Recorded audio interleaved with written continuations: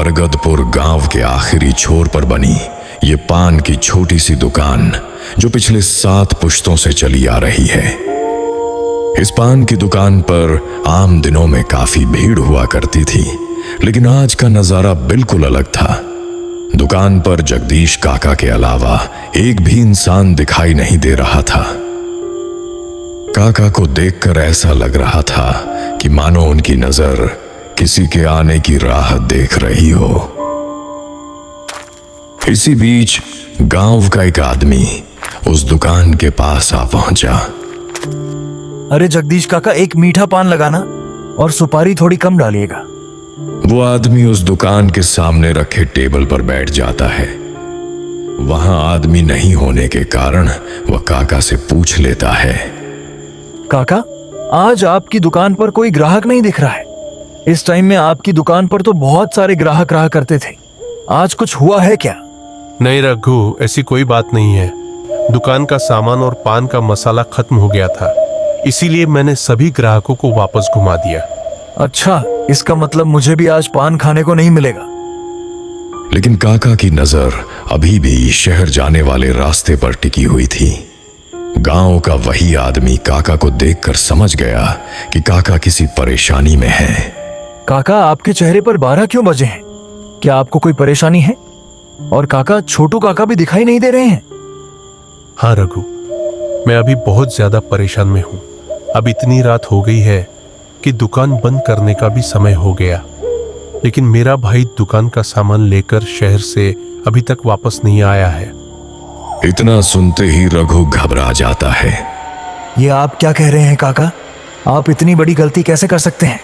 आपको पता नहीं है कि शहर जाने वाली यह सड़क बीच रास्ते में पुराना भूतिया चिमनी भट्ठा होने के कारण दिन में जितनी अच्छी लगती है, रात को उतनी ही खतरनाक हो जाती है। मुझे पता है रघु, इसलिए मैं बहुत परेशान हूँ। अगर आपको पहले से पता था काका, तो आपने छोटू दादा को सामान लाने के लिए शहर क्यों भेज दिया? आप थोड़े होशियार थे तो आपको शहर जाना चाहिए था। हाँ रघु, इससे पहले हर बार मैं ही जाता था और मैं शाम होने से पहले ही शहर से सामान लेकर वापस आ जाता था, लेकिन इस बार छोटे ने जिद करके सामान लाने चला गया। मुझे लगा था कि शाम होने से पहले वापस आ जाएगा, लेकिन इतनी रात हो गई, अभी तक वह नहीं आया। जगदीश काका की आंखों में साफ डर दिखाई दे रहा था, क्योंकि उनका भाई अभी तक शहर से सामान लेकर वापस नहीं आया है। अच्छा जगदीश दादा, क्या छोटू दादा पैदल गए हैं या साइकिल से? नहीं रघु, दुकान का सामान थोड़ा ज्यादा लाना था, इसलिए वह बैलगाड़ी लेकर गया है। अगर वह बैलगाड़ी लेकर गया था तो अब तक तो उसे वापस आ जाना चाहिए था। रघु को भी कुछ समझ में नहीं आ रहा था कि छोटू काका शहर में होगा या रास्ते में। रघु, तुम्हारे पास भी बैलगाड़ी है, क्या तुम मेरे भाई को ढूंढने चलोगे?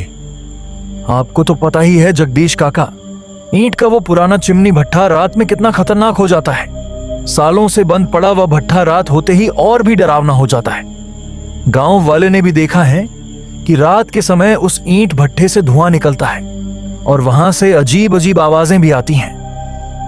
रघु छोटू काका को ढूंढने के लिए पूरी तरह से इनकार कर देता है, क्योंकि सालों से बंद पड़े उस ईंट भट्ठे के कारण गांव के सभी लोग डरे हुए हैं। अब मुझे कुछ भी समझ में नहीं आ रहा है कि अब मैं क्या करूं। बिना छोटू के आए आज मैं घर भी नहीं जा सकता हूं।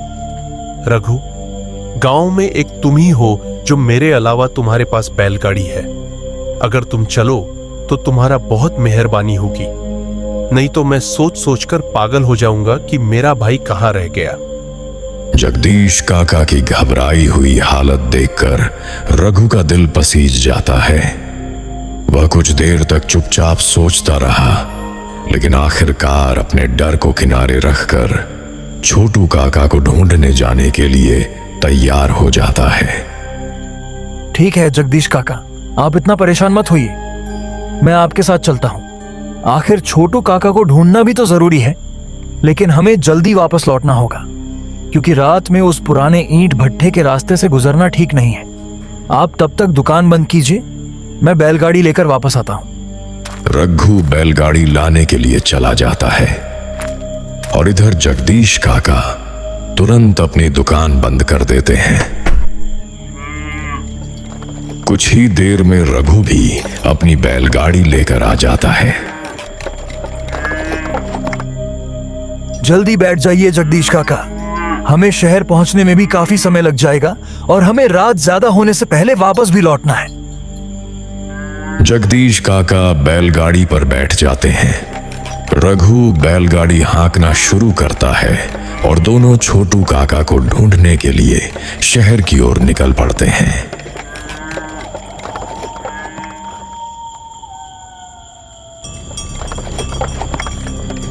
इस गांव के लोगों का मानना था कि रात को शहर जाने वाला रास्ता खतरनाक हो जाता है, क्योंकि बीच रास्ते में पड़ा वह पुराना ईंट भट्ठा जिंदा हो जाता है और उस चिमनी भट्ठे से धुआं निकलने लगता है। लेकिन फिर भी रघु और जगदीश काका छोटू काका को ढूंढने के लिए शहर की ओर चल देते हैं। काका, एक सवाल मेरे मन में हमेशा घूमता रहता है। आखिर उस ईंट भट्ठे पर ऐसा क्या हुआ था जो रात होते ही वह इतना डरावना हो जाता है, और रात के समय उस भट्ठे से आखिर धुआं क्यों निकलता है? वो घटना बहुत भयंकर थी रघु। उस चिमनी भट्ठे में दर्जनों आदमी मारे गए थे। क्या दर्जनों आदमी मारे गए थे? वो कैसे काका? आखिर ऐसा क्या हुआ था उस चिमनी भट्ठे पर जिसमें इतने सारे लोगों की जान चली गई? और यह भयानक घटना आखिर कब हुई थी? यह उस समय की बात है रघु, जब तुम्हारा जन्म भी नहीं हुआ था। तब मैं बहुत छोटा था। अपने गांव के बहुत सारे लोग उस चिमनी भट्ठे में काम किया करते थे। अपने गांव की कमाई का बस एक ही सहारा था, वह चिमनी भट्ठा, जिसकी वजह से गांव के काफी घरों में चूल्हा जलता था। एक दिन ऐसा हुआ जिसकी वजह से गांव के घरों में चूल्हा जलने के बजाय मौत की चिता जलने लगी। लेकिन जगदीश काका, उस चिमनी भट्ठे में आखिर क्या हुआ था? यह तो आपने बताया ही नहीं। गांव के सभी घरों में खुशी के चूल्हे जलने के बजाय मौत की चिताएं कैसे जल गई? तुम्हें पता ही होगा रघु कि उस जगह दो चिमनी भट्ठे हैं। एक चिमनी भट्ठा टूटा हुआ है और दूसरा अभी भी खड़ा है। जो भट्ठा टूटा हुआ है वह उस समय काफी कमजोर था, लेकिन फिर भी उसे जबरदस्ती चलाया जा रहा था। एक दिन अचानक वह पुराना चिमनी भट्ठा ध्वस्त हो गया और उसके आसपास मौजूद बहुत सारे लोग उसकी चपेट में आकर मारे गए। तो काका, जो आदमी मारा गया, क्या उसका अंतिम संस्कार नहीं किया गया? अंतिम संस्कार उसी का किया जाता है जिसका शरीर होता है। उस हादसे में तो बहुत सारे लोगों का शरीर ही नहीं मिला। जो चिमनी भट्ठे के अंदर दब कर रह गए थे, उनका तो नाखून तक नहीं मिला। रघु, बैलगाड़ी रोको। क्या हो गया काका?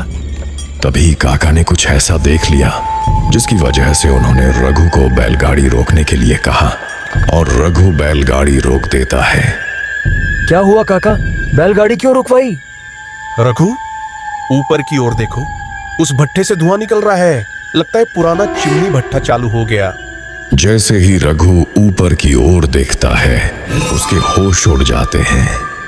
वहां सच में उस भट्ठे से धुआं निकल रहा होता है। अरे बाप रे काका, भट्टे में से तो सच में धुआं निकल रहा है। अब क्या करें काका? आगे जाएं या वापस लौट जाएं? नहीं रघु, वापस नहीं लौट सकते। तुम बैलगाड़ी चलाते रहो। जैसे ही उस भट्ठे के पास पहुंचोगे तो उस भट्ठे की तरफ मत देखना। ठीक है काका, मैं बैलगाड़ी आगे बढ़ाता हूं।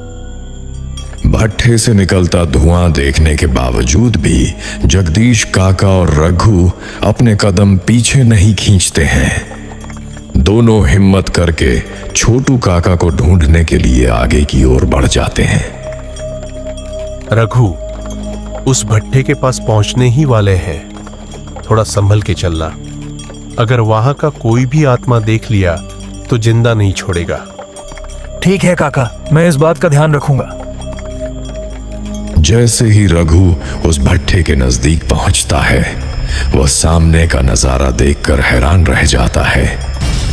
उसकी नजरें वहीं जम जाती हैं और वह अचानक अपनी बैलगाड़ी रोक देता है। वह देखता है कि भट्ठे के सामने छोटू काका की बैलगाड़ी खड़ी है। लेकिन जैसे ही रघु की नजर चिमनी भट्ठे की ओर जाती है, उसकी आंखों को अपने सामने का नजारा देखकर यकीन ही नहीं होता। उस पुराने चिमनी भट्ठे में मारे गए सभी लोग अभी भी काम कर रहे होते हैं। उन्हें देखकर ऐसा लग रहा था जैसे उन्हें अपनी मौत का कोई एहसास ही नहीं था और वे उसी तरह अपने काम में लगे हुए थे। काका, यहाँ तो सच में इस भट्ठे में अभी भी काम चल रहा है। रघु, उस भट्ठे की ओर मत देखो। अगर उसने हमें देख लिया तो हम सब यहाँ से जिंदा वापस नहीं जा पाएंगे। लेकिन काका, बैलगाड़ी पर छोटू काका है ही नहीं। आखिर वह बैलगाड़ी छोड़कर कहाँ चला गया? वही तो मुझे भी समझ नहीं आ रहा है रघु। आखिर मेरा भाई ऐसी खतरनाक जगह पर बैलगाड़ी छोड़कर कहाँ चला गया? जगदीश काका और रघु ने आसपास नजरें घुमाकर देखा, लेकिन कहीं भी छोटू काका दिखाई नहीं दे रहे थे। क्या करना है जगदीश काका?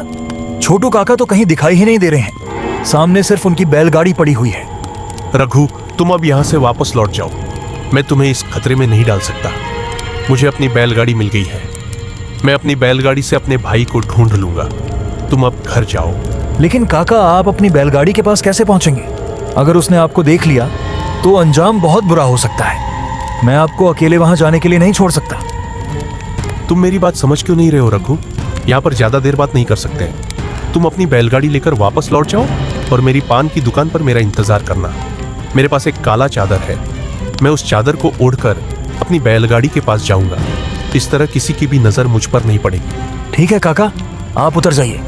मैं तब तक आपकी दुकान पर आपका इंतजार करूंगा। और हाँ, छोटू काका को ढूंढकर ही वापस आइएगा। रघु काका को उस जगह उतारकर अपनी बैलगाड़ी लेकर वापस लौट जाता है। इधर जगदीश काका काला चादर ओढ़कर धीरे धीरे अपनी बैलगाड़ी की ओर बढ़ने लगते हैं। काका अभी भी बहुत चिंतित थे, क्योंकि उनका छोटा भाई कहीं भी दिखाई नहीं दे रहा था। जैसे ही जगदीश काका अपनी बैलगाड़ी के पास पहुंचा, बैलगाड़ी के अंदर देखकर उसके पैरों तले जमीन खिसक जाती है। वह देखता है कि उसका छोटा भाई बैलगाड़ी में बेहोश पड़ा हुआ है। अरे, मेरा छोटा भाई तो इस बैलगाड़ी में बेहोश पड़ा हुआ है। अभी इसे उठाना सही नहीं रहेगा, नहीं तो हम दोनों मुसीबत में पड़ जाएंगे। बेहतर होगा कि मैं चुपचाप बैलगाड़ी पर बैठ जाऊं और बिना किसी को भनक लगे धीरे धीरे यहाँ से निकल जाऊं। जैसे ही हम सुरक्षित जगह पर पहुंचेंगे तब इसे होश में लाने की कोशिश करूंगा। इतना कहते ही जगदीश काका अपनी बैलगाड़ी पर बैठ जाता है और उसे धीरे धीरे आगे की ओर बढ़ा देता है। उसका छोटा भाई अभी भी बैलगाड़ी में बेहोश पड़ा होता है और काका बिना किसी आवाज के वहां से निकलने की कोशिश करता है।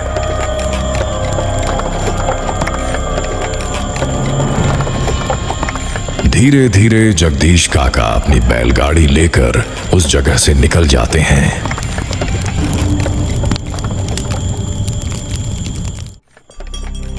ऊपर वाले का लाख लाख शुक्र है कि मेरा भाई बैलगाड़ी में ही मिल गया।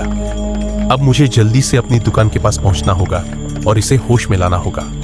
जगदीश काका अपनी बैलगाड़ी को तेजी से हाँकने लगते हैं ताकि जल्द से जल्द दुकान पर पहुंचकर अपने भाई को होश में ला सकें। कुछ ही समय में जगदीश काका अपनी दुकान पर पहुंच जाते हैं और रघु को तुरंत कहता है, रघु, जल्दी एक लोटा पानी लेकर आओ। छोटू काका बेहोश हो गए हैं। ठीक है काका, अभी लेकर आता हूँ। तब तक आप काका को टेबल पर बैठाइए। जैसे ही छोटू काका को टेबल पर बैठाकर उनके मुंह पर पानी डाला जाता है, उनकी आंखें खुल जाती हैं। अरे भैया, आप आंखों में पानी क्यों डाल रहे हैं? जगदीश भैया और रघु, तुम दोनों मुझे ऐसे क्यों देख रहे हो? और मैं यहाँ कैसे पहुंच गया? अरे छोटू, तुम बैलगाड़ी पर बेहोश क्यों हो गए थे? मैं अभी तुम्हें उस भूतिया चिमनी भट्ठे से लेकर आ रहा हूँ। तुम्हें वहां ऐसी हालत में देखकर मैं बहुत डर गया था। मैं बेहोश था? ये कब हुआ? जहां तक मुझे याद है, बाजार से सामान लेने के बाद मैं बहुत थक गया था और समय भी काफी हो गया था। मैं वापस आ ही रहा था कि तभी जल्दी जल्दी आगे की ओर बढ़ो बैलों, रात काफी हो गई है। भैया मुझे देखकर बहुत डांटेंगे। लेकिन मेरी आंखें बार बार बंद हो रही थीं। बाजार में ज्यादा घूमने के कारण मुझे बहुत थकावट हो रही थी और शरीर भी पूरी तरह टूट चुका था। मुझे पता ही नहीं चला कि कब मेरी आंख लग गई। इसके बाद क्या हुआ मुझे कुछ भी याद नहीं है। जब अभी मेरी आंख खुली तो आप दोनों मेरे सामने खड़े थे। जब तुम्हें पता था कि शाम होने से पहले गांव पहुंच जाना है, तब तुम बाजार में इतना देर तक क्यों घूम रहे थे? तुम्हें पता है कि मैं और रघु उस भट्ठे के पास अभी क्या देखा हूं? अब से ऐसी गलती दोबारा नहीं होगी भैया। वो तो मैं पहली बार बाजार गया था, वहां इतना अच्छा लग रहा था कि कब दिन से रात हो गई पता ही नहीं चला। ये आलस तुम्हारा एक दिन जान ले लेगा। आगे से इस बात का ध्यान रखना। अब घर चलो, घर पर सभी लोग इंतजार कर रहे होंगे।